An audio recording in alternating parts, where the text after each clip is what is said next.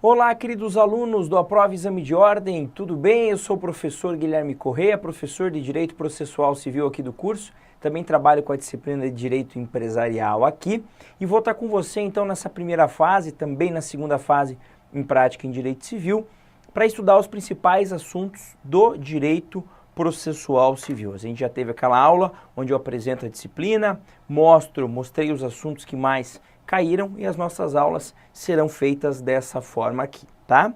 O primeiro assunto que a gente vai começar a trabalhar aqui é o tema da competência.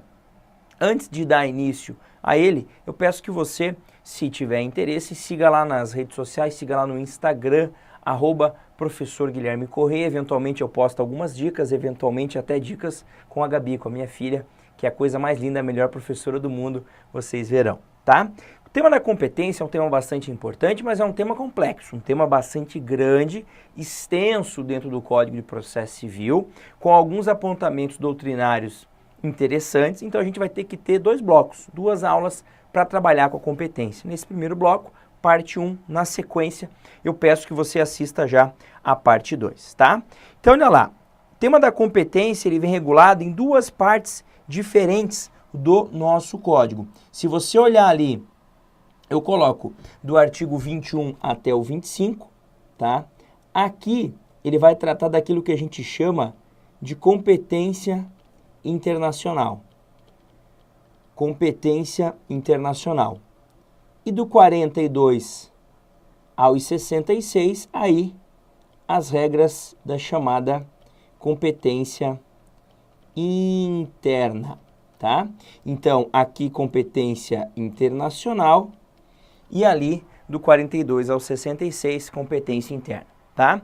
Quando a gente fala em competência internacional, cuidado, não é que a legislação brasileira vai definir o que os outros países podem julgar, não. Na verdade, essas regras de competência internacional, assim chamadas pelo Código, a partir do artigo 21, elas vão trazer, na verdade, o regramento, as normas, para entender o seguinte: quando que o Brasil pode julgar uma causa? Tem situações em que o Brasil pode julgar, tem situações em que o Brasil deve julgar. É isso que a gente vai ver dentro desses primeiros artigos aqui, tá? Primeiro ponto, então, que a gente vai falar é da chamada competência concorrente da jurisdição nacional. Aqui, atenção, o Brasil pode julgar. O Brasil pode julgar, tá? E atenção ao verbo, é pode, não é que ele deve. O que eu quero dizer é que essas causas que eu vou relatar para você aqui, o Brasil pode julgar. Não quer dizer que outro país não possa julgar essa causa também. Pode ser, e aí vai depender da regra daquele país, que a causa também seja julgada lá. E isso pode surtir efeitos, pode gerar efeitos aqui no Brasil? Pode, desde que essa sentença proferida lá fora, em outro país, seja homologada aqui no nosso país por um procedimento de homologação de sentença estrangeira que tramita no Superior Tribunal de Justiça. Cuidado, no STJ, não no STF, tá? Que tipo de ações? Então vamos lá. Primeiro tipo, ações em que o réu, qualquer que seja a sua nacionalidade, estiver domiciliado no Brasil. Então marca ali as palavrinhas, né? Chave. Réu domiciliado no Brasil. Não importa se ele é brasileiro, se ele é italiano, se ele é americano. Se é uma ação em que o réu está domiciliado no Brasil, o Brasil pode julgar, tá? Segunda situação, em que no Brasil tiver de ser cumprida a obrigação. No Brasil tiver de ser cumprida a obrigação. Eu entro com uma ação judicial para que se cumpra um contrato. E esse contrato é o contrato de construir uma casa aqui em Curitiba, lá em São Paulo, lá em Florianópolis, lá no Rio de Janeiro, ou seja, construir uma casa no Brasil. Então, a ação judicial tem por objetivo o cumprimento de uma obrigação aqui em território brasileiro. A ação pode ser julgada pelo Brasil, tá? E as outras duas situações que a lei traz, em que o fundamento seja fato ocorrido ou ato praticado no Brasil. Então, o fundamento dessa ação é um fato ou ato que ocorreu no Brasil. Então, por exemplo, eu quero discutir uma indenização. Qual o fundamento? Danos causados em um acidente de trânsito. Que ocorreu aonde? Ocorreu aqui em Londrina, no estado do Paraná. Quem são os envolvidos? Um brasileiro e um italiano, que não mora no Brasil, esse italiano. Ele estava só de passeio aqui pelo estado do Paraná. Eu posso ajuizar essa ação aqui no Paraná? Posso. Aqui no Brasil? Posso. Por quê? Porque o fundamento dessa ação é um ato, é um acontecimento, é um fato no caso, né? O acidente ocorrido aqui no Brasil, tá? E a quarta situação, de alimentos, quando a credor tiver domicílio ou residência no Brasil, então marca alimentos, tá? Credor, residente ou domiciliado no Brasil, ou 2, né? Réu, mantiver vínculos no Brasil, tais como posse ou propriedade de bens, recebimento de renda ou obtenção de benefícios econômicos. Então, quando o réu possui alguns vínculos no Brasil, notem que ele fala tais como, ele exemplifica. A ideia é, se esse réu tem um patrimônio aqui no Brasil que pode vir a responder, né, por essa obrigação alimentar, a ação pode ser ajuizada aqui no Brasil, tá? A título de esclarecimento, para você nunca mais se confundir com isso aqui, tá? É muito comum, numa prova, ele não falar em credor de alimentos ou devedor de alimentos. Ele falar em alimentando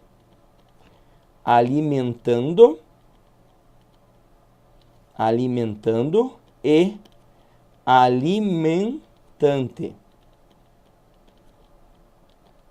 Alimentando e o alimentante, tá? Quem é o alimentando? O alimentando é o credor. É aquele que pede os alimentos. O alimentante é o devedor. É aquele que você espera que venha pagar os alimentos. Cuidado com isso daqui para não errar, tá? Alimentando, então, é o que pede os alimentos, é o credor da obrigação alimentar, e o alimentante é o devedor, é aquele que vai vir a pagar os alimentos, tá? As duas últimas situações, decorrentes de relação de consumo quando o consumidor tiver domicílio ou residência no Brasil. Então, situação que envolve consumidor com residência ou domicílio no Brasil. Exemplo, professor. Você pega um avião, tá? Tá passeando, foi passear férias em Portugal. Você entra com uma... lá, pega uma companhia aérea, por exemplo, sei lá, a TAP, né? A companhia aérea portuguesa lá. E sofre algum dano, extravio de bagagem, alguma coisa assim. Você pode processar a TAP aqui no Brasil? Sim. Se você é domiciliado ou residente no Brasil, você pode fazer isso sim, sem nenhum problema, tá? E a última situação está relacionada a uma convenção, em que as partes, expressa ou tacitamente, se submeterem à jurisdição nacional. Isso normalmente ocorre por meio de um contrato, né? Você faz um contrato com alguém e diz que, por exemplo, a causa dali oriunda será julgada pelo Brasil. Então, só para salientar, nessas situações aqui que eu expus para você, nessas situações, o Brasil pode julgar, tá? Não excluindo a competência jurisdicional de outros países, tá? Então anota essa frase.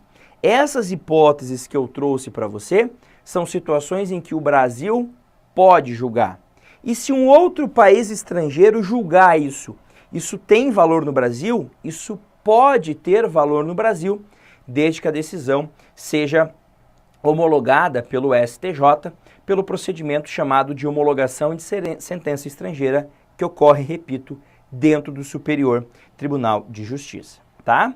Agora, cuidado com o artigo 25, tá? O artigo 25, ele vai trazer situações em que expressamente o Brasil não pode julgar. Então, muito cuidado com isso daqui, ó. Olha lá. Não compete à autoridade judiciária brasileira o processamento e o julgamento da ação quando houver cláusula de eleição de foro exclusivo estrangeiro em contrato internacional, desde que seja arguida pelo réu na contestação. Então, aquilo que eu trouxe é regra geral, artigo 21 ali, 21 e 22 o que eu trouxe, tá? Regra geral.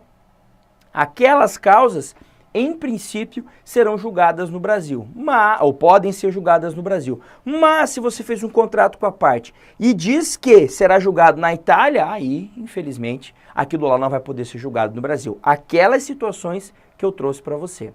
Porque são situações em que o Brasil pode julgar, não se excluindo a jurisdição de outros países, tá? Então, é possível que outros países julguem? É possível que outros países julguem. E se tiver uma cláusula num contrato dizendo que vai ser julgada num outro país e você assinou isso, você não pode trazer para o Brasil. Situação rara essa do artigo 25, mas pensando em prova FGV, que adora cobrar coisas raras, é importante que você conheça, tá? Agora, professor, além da competência concorrente, a gente tem o quê? A gente tem a chamada competência exclusiva da jurisdição nacional. Essas situações que eu vou trazer aqui não podem ser julgadas por outros países. Tá, professor, mas espera aí. Quem é o Brasil, na ordem do dia, para chegar para os Estados Unidos e botar o dedo na cara lá do Donald Trump e dizer, olha, esse tipo de causa vocês não podem julgar?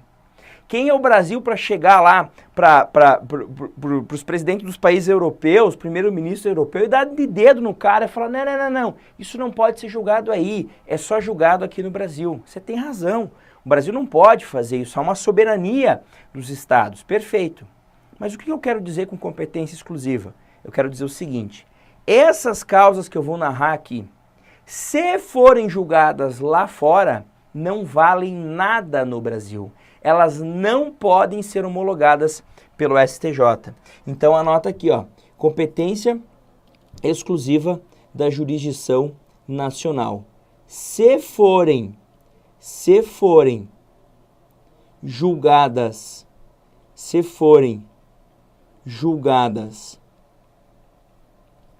em outros países,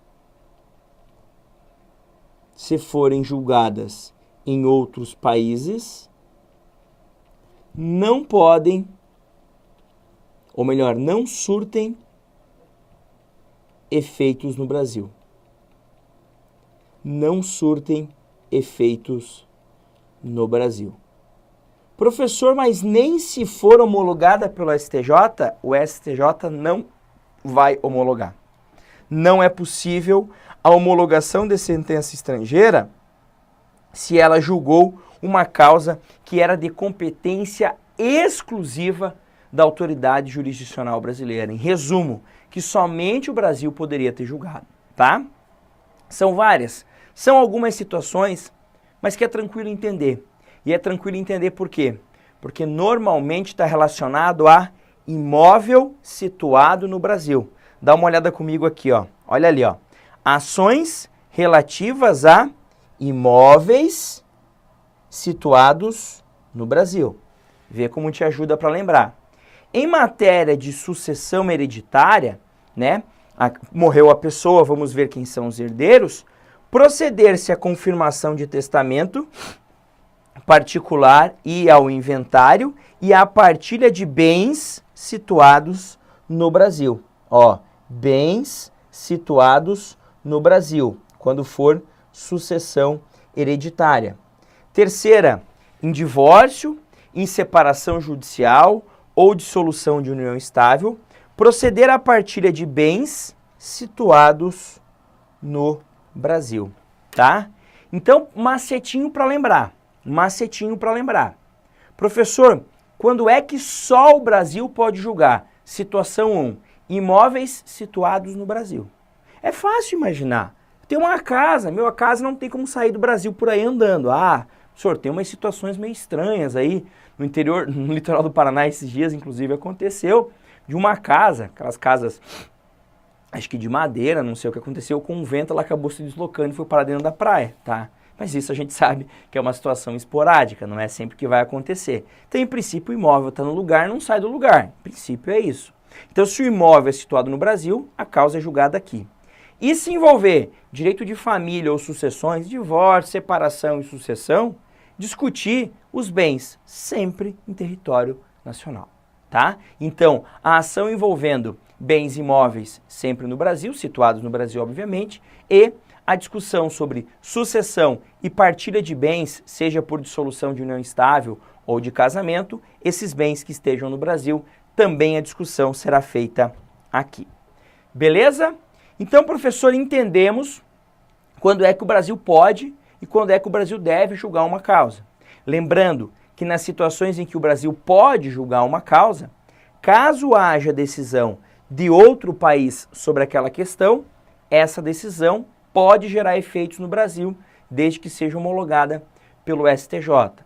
Agora, nas situações de competência exclusiva da jurisdição nacional, ou seja, aquelas em que o Brasil é que deve julgar, se lá fora houver julgamento, não tem efeito nenhum aqui dentro do nosso país. Por quê? Porque isso não será possível, não será passível, melhor dizendo, de homologação pelo Superior Tribunal de Justiça.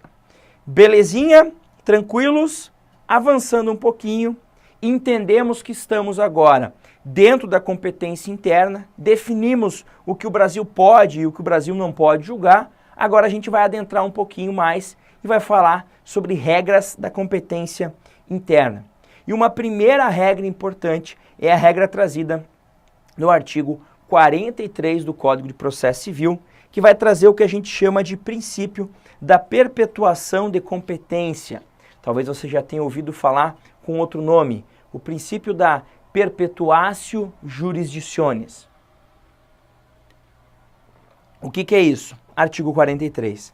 Determina-se a competência no momento do registro ou da distribuição. Então, regra, determina-se a competência no momento do registro ou da distribuição da petição inicial. Então, eu vou entrar com uma ação judicial. Imaginemos que essa ação seja uma indenização em razão de um acidente de trânsito envolvido, tá? Sofrido, melhor dizendo. O Código de Processo Civil vai dizer o seguinte, olha, se o teu intuito é obter uma indenização em razão de um acidente de trânsito que você sofreu, você pode ajuizar essa ação prioritariamente em 2 lugares. Onde? No seu domicílio, autor, ou onde aconteceu o acidente. O acidente aconteceu em Londrina, você mora em Curitiba, você poderia optar ou por Curitiba ou por Londrina, certo? Certo. Eu entro com a ação em Curitiba, maravilha? Maravilha, tá perfeito. Mas passa 4 meses, eu me mudo, sou transferido no meu trabalho e vou morar agora em Cuiabá, no estado do Mato Grosso. A ação vai para Cuiabá porque lá é o meu domicílio? Não. No momento em que você ajuizou a demanda, você era domiciliado em Curitiba. E eu acabei de dizer que a competência é definida no momento que você ajuiza, no momento que você dá entrada na petição inicial. Nesse momento, é o momento em que se fixa a competência. E tudo que acontecer depois não muda a competência. São irrelevantes as modificações de fato e de direito. Imaginem que 3 meses depois eu me mude, continua onde está. Ou imagine que 3 meses depois mude a lei e diga assim, não, a ação que envolve acidente de trânsito tem que ser ajuizada somente no local do acidente. Puta, eu ajuizei em Curitiba, acidente foi em Londrina. Vai mudar para Londrina? Não vai. Mas a lei diz isso. Pois é, mas na época que ajuizou a ação, não dizia. As modificações de fato, o exemplo meu, a mudança de domicílio ou de direito, a mudança da lei, não alteram a competência. Continua onde está, tá? Agora, cuidado com o seguinte, tá? Então, ele segue. Sendo irrelevantes as modificações do estado de fato, no nosso exemplo ali, né? A mudança de endereço ou de direito, a alteração da lei, ocorridas posteriormente, salvo quando suprimirem órgão judiciário ou alterarem a competência absoluta. Salvo quando suprimirem órgão judiciário ou alterarem a competência absoluta. Quando eu falo em competência absoluta, eu falo basicamente em 2 critérios. O critério material e o critério funcional ou critério da chamada hierarquia. Professor, dá um exemplo, dou um exemplo para você. Imaginem que hoje a Constituição diz o seguinte: se você quiser entrar com uma ação contra uma empresa pública federal, contra a União, contra uma autarquia federal, o processo vai tramitar onde? Na Justiça Federal. E se você quiser entrar com uma ação contra uma sociedade de economia mista, por exemplo, professor, o Banco do Brasil, não é uma justiça estadual. Por quê?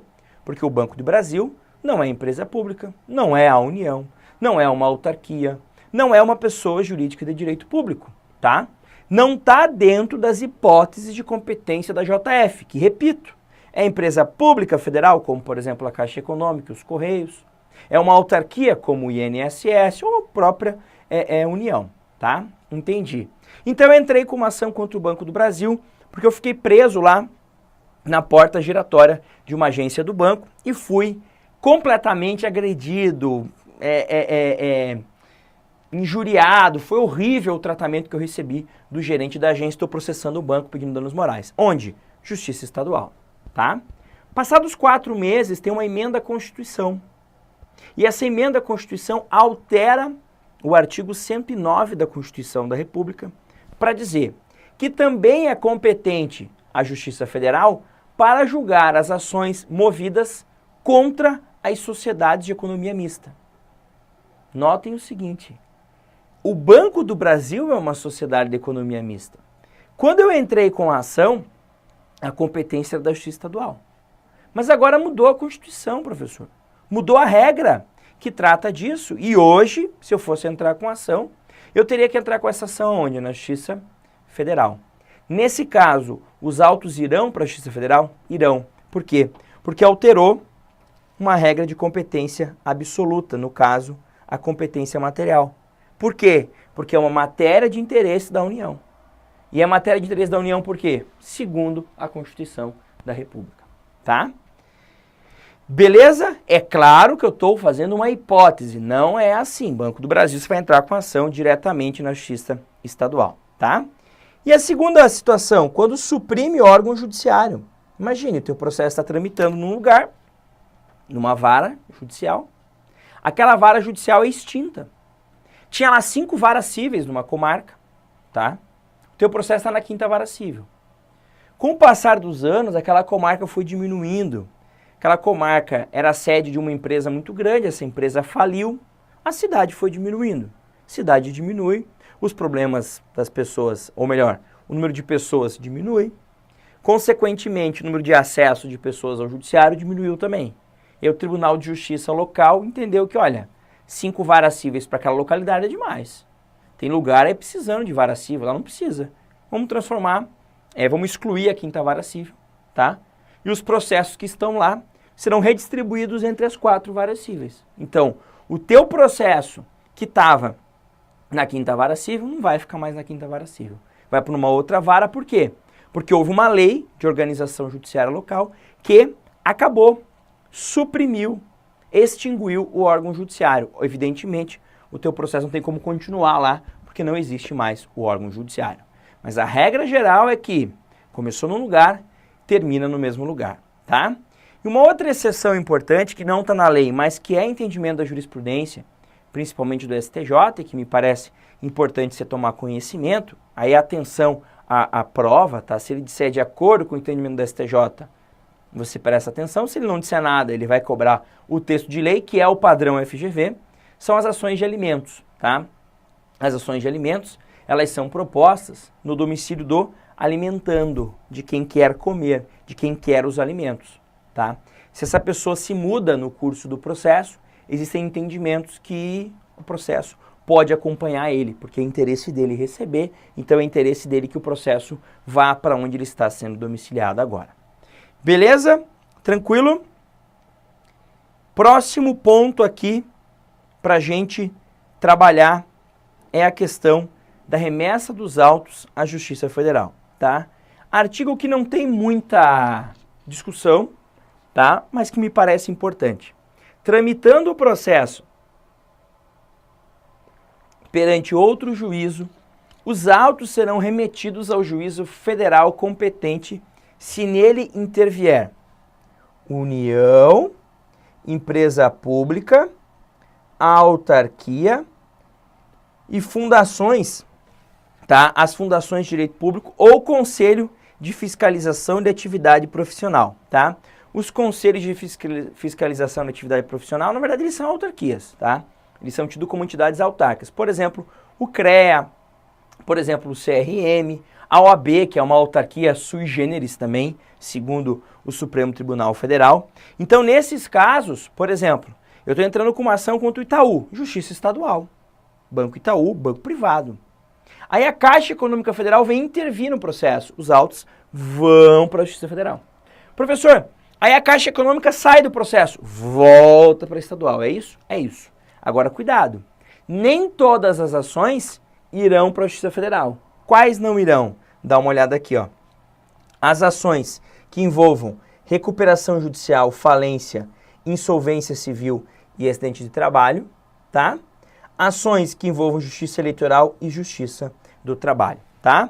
A questão do eleitoral e do trabalho, por que não vai? Porque é uma justiça especializada, tramita lá, tá? E as de falência e recuperação, porque a competência do juízo da falência é do Justiça Estadual sempre. Então, por exemplo, falência de uma empresa grande. Vamos imaginar a recuperação judicial da OGX lá, né? Aquela empresa lá do Ike Batista, tá? Tá tramitando no Rio de Janeiro. A União tem interesse? Claro que tem. É possível que tenha tributo federal para receber. Mas o processo continua na Justiça Estadual do Rio, numa vara de falência estadual. Não vai para a Justiça Federal, mesmo a União tendo interesse, tá? E aí, como eu já havia adiantado, a gente tem a regrinha do parágrafo 3º. O juízo federal restituirá os autos ao juízo estadual sem suscitar conflito se o ente federal cuja presença ensejou a remessa for excluído do processo. O que ele quer dizer com isso? Eu tenho lá uma ação que estava na estadual. Caixa Econômica Federal interviu no processo. Eu sou o juiz estadual do caso. Eu digo, olha, em razão da intervenção da Caixa Econômica Federal, como isso daqui não é uma causa de falência, não envolve recuperação, não é eleitoral, não é trabalhista, eu vou remeter para a JF. Determina a remessa dos autos à Justiça Federal. Chegou na Justiça Federal, o juiz federal está lá e aprecia, a Caixa Econômica está lá. De repente, o juiz federal entende que a Caixa Econômica não tem que estar naquele processo e exclui ela. Quando exclui, ele faz o quê? Manda para a Justiça Estadual. Ele não precisa dizer, ô tribunal, o que eu faço? Não precisa suscitar o conflito de competência. Dizer, olha, não sei quem deve julgar. Não, manda direto para a estadual. Por quê?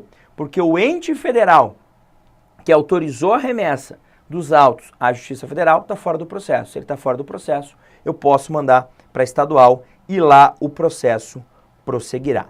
Tá? Beleza?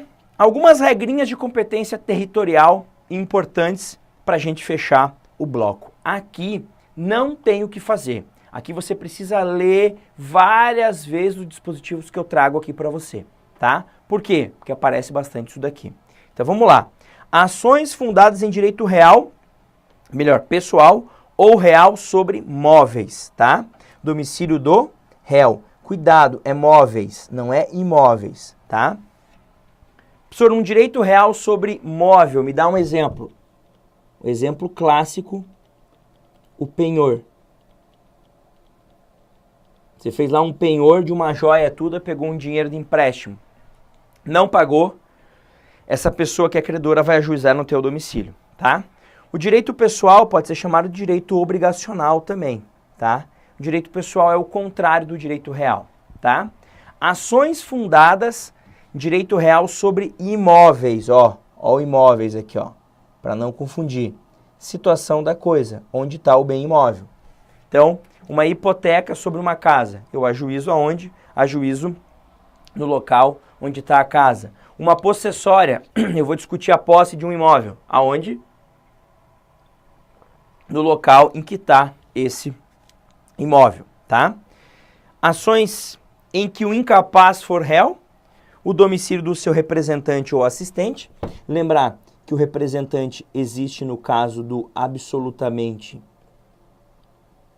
incapaz e o assistente no caso do relativamente incapaz, tá? Ações em que o autor é o Estado ou o Distrito Federal, no domicílio do réu. Ações em que o réu é o Estado ou o DF, agora inverteu, ó, domicílio do autor, o de ocorrência do ato ou fato que originou a demanda, no de situação da coisa ou na capital do respectivo ente federado. Quem que escolhe, professor? São várias opções, sempre o autor. Vejam aqui, ó, tá? Que o benefício é sempre não do Estado, a parte contrária, ó. Quando o autor é o Estado ou DF, domicílio do réu, que não é o Estado ou DF. Quando o réu é o Estado ou DF, o autor já pode escolher o dele se quiser, tá? É para facilitar o acesso à justiça do cidadão contra o Estado. Eu moro em Curitiba, eu vou processar o Estado do Paraná, eu posso processar aqui em Curitiba. Se eu moro em Londrina, eu posso processar em Londrina, não preciso vir até Curitiba, tá? Ações de alimentos, domicílio ou residência do alimentando. Lembrar que o alimentando é o autor da ação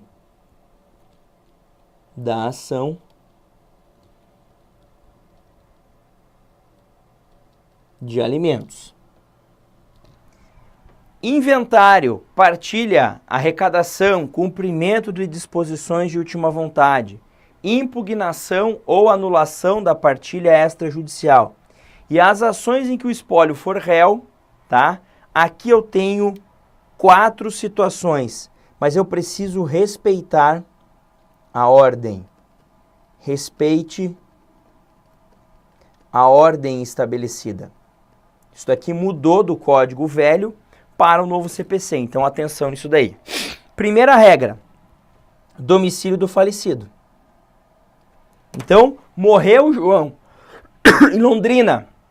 Onde é que eu vou ajuizar o inventário dele? Não sei, onde é que o João era domiciliado? Curitiba, ajuizar lá então. Não, professor, na real, o João não tinha domicílio certo, não.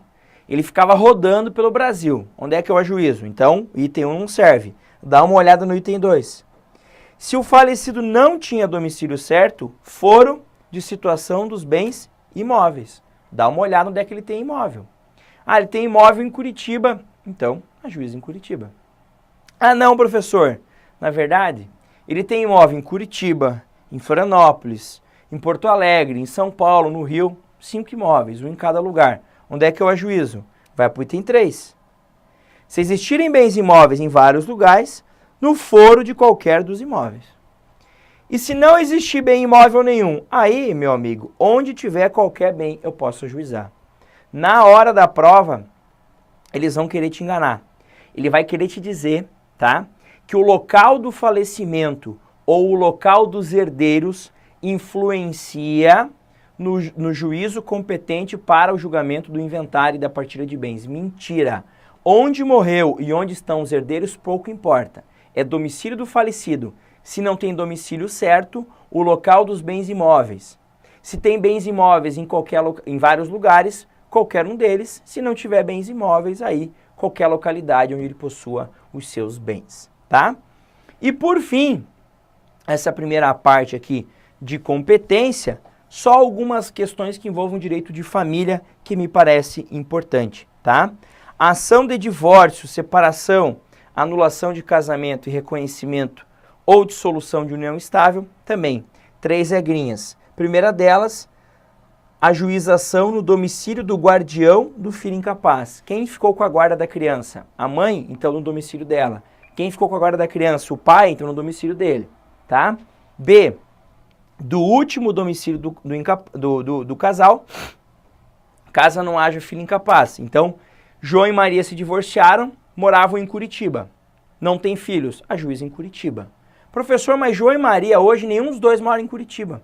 Um está em Uberlândia e o outro está em Porto Alegre. Aí ajuiza aonde? Vem para a terceira regra, tá?